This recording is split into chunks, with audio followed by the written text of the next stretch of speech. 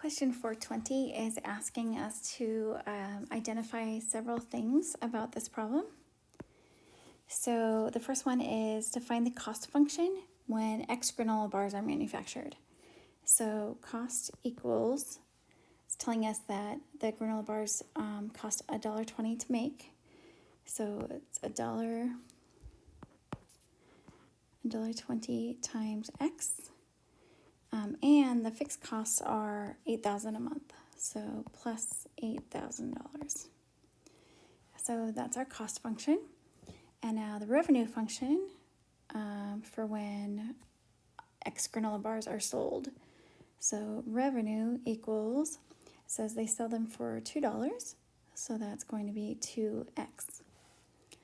The next one is asking us to show the break-even point by graphing the revenue and the cost functions on the same grid.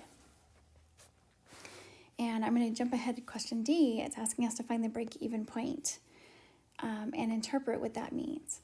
I think it's easier to find that break-even point first and then graph it, just because we're not really sure what scale we need to make our graph.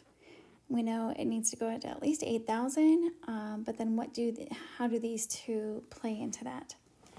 So what I'm going to do is set them equal to each other, and that's going to tell me what the break-even point is, and that's going to give me a better idea of how to graph this. So we've got 2x equals 1.2x plus 8,000. Let's subtract 1.2x from both sides. That's going to give us 0.8x equals 8,000. And then let's divide by 0.8. It's going to tell us x equals 10,000. So we've got, and then let's go ahead and figure out the cost when x equals 10,000. It's going to be 1.2 times 10,000 plus 8,000. So that's going to give us 20,000. And we know that they were equal, so revenue equals 20,000 as well. So now we know that we need our scale to go up to at least 20,000. So let's do, how about 5s? 5, 10, 15, 20, 25. So here's our 20,000.